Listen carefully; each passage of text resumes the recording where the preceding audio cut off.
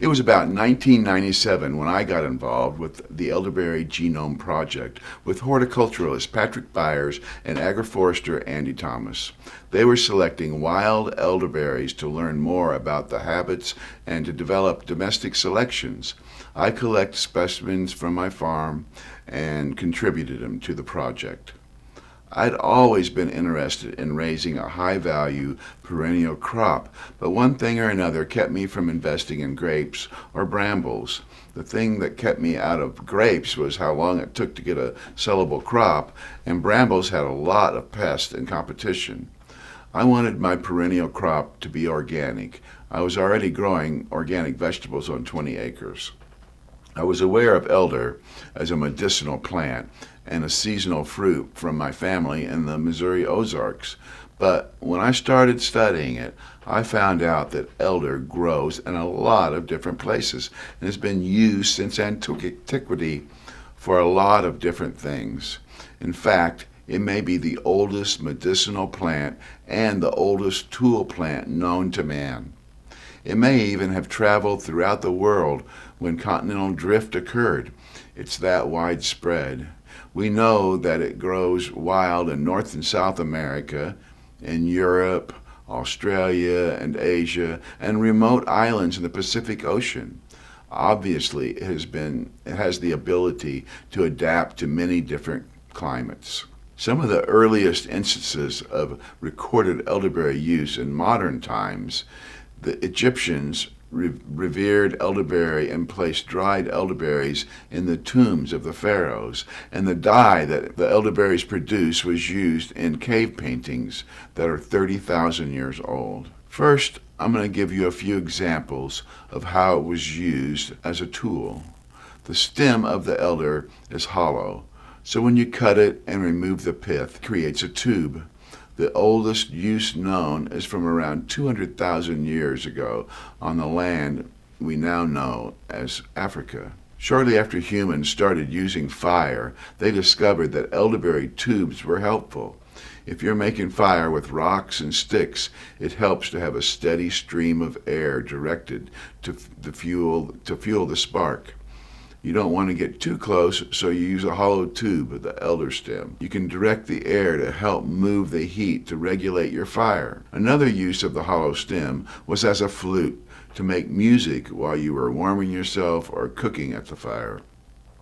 Making the transition from use as a tool to a food, it is imagined that the hollow tube was also used to collect sap from trees by pounding the stem through the bark. We know early people boiled down sap to make syrup, and then used that syrup combined with elderberries and herbs and fats to make pemmican. It was the first energy bar and was carried while traveling and hunting to provide nourishment that was healthy and lightweight. In the first written records about elderberry, ancient Grecian society used it, and Hippocrates wrote an entire book on elder. He said every part of the plant could be used to create a healing response in some part of the human body. He used the flowers, the fruit, the bark, the pith, the roots, the cambium layer, and even the fungus that grew on the stem. In more primitive cultures, native people on every continent have used elder as food or medicine. Now, moving to current-day elderberry use and production.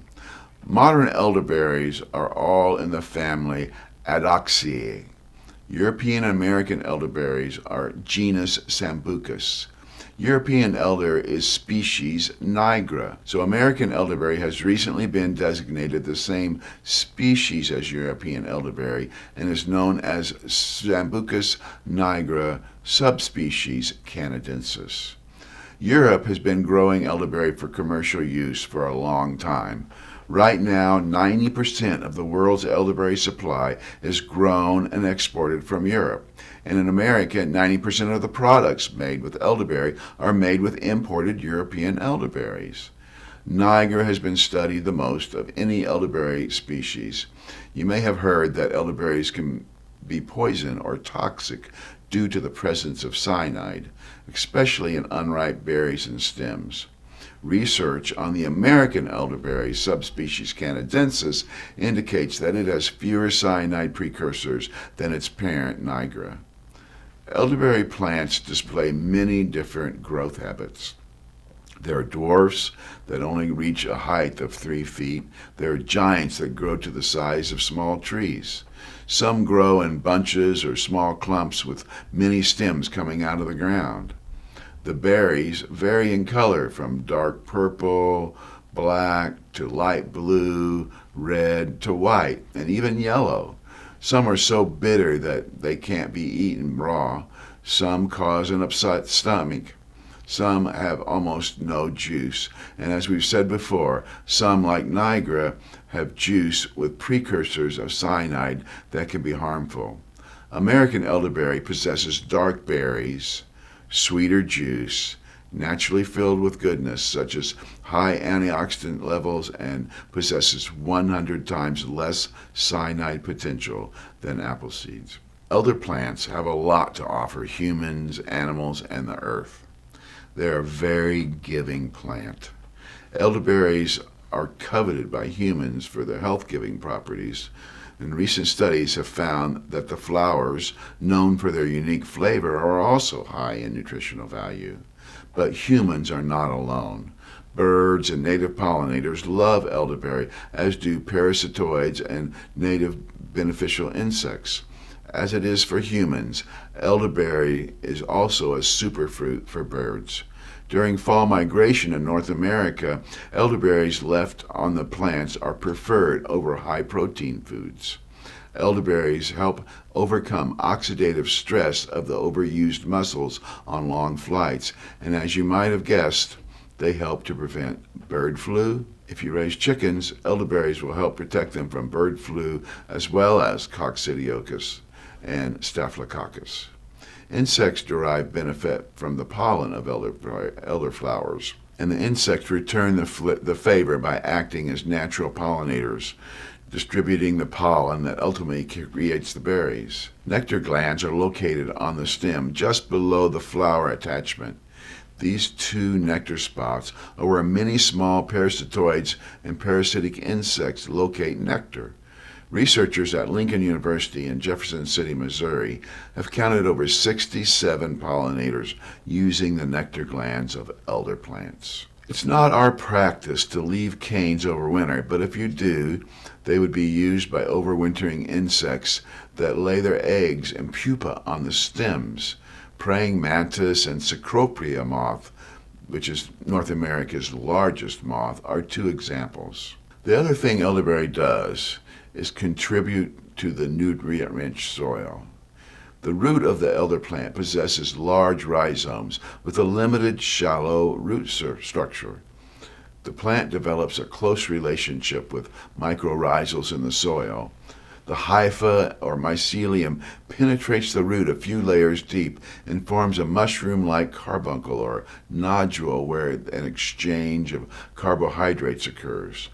This provides micronutrients that the plants need. It is said that elderberry gives up 20% of its carbohydrate to microorganisms in the surrounding soil, which helps the soil web grow and protects the roots from erosion and compaction.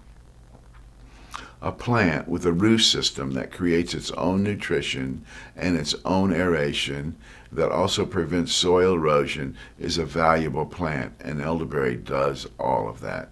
Combined with its benefits to humans, animals, birds, insects, elderberry is a winner, whether you use it as a cash crop or to beautify your lawn, or to control erosion in riparian areas.